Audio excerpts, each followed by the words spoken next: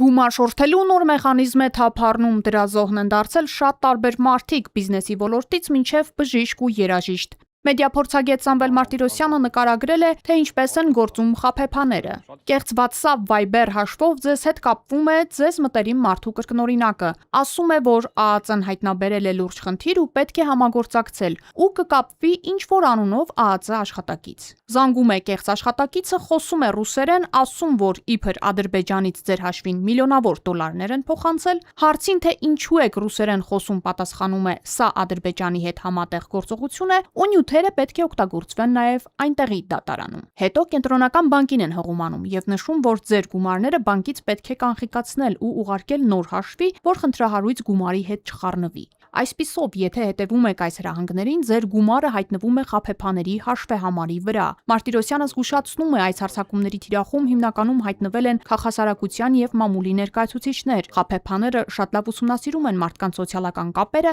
գիտեն ումից կարելի է համոզիչ հաղորդագրություն ստանալ։ Եթե նման հաղորդագրություն կամ զանգ ստանաք, գումար մի փոխանցեք, մի տրամադրեք անձնական տվյալներ եւ անմիջապես կապի այլ տարբերակով կապվեք ձեր իրական ծանոթի կամ իրավապահ մարմինների հետ։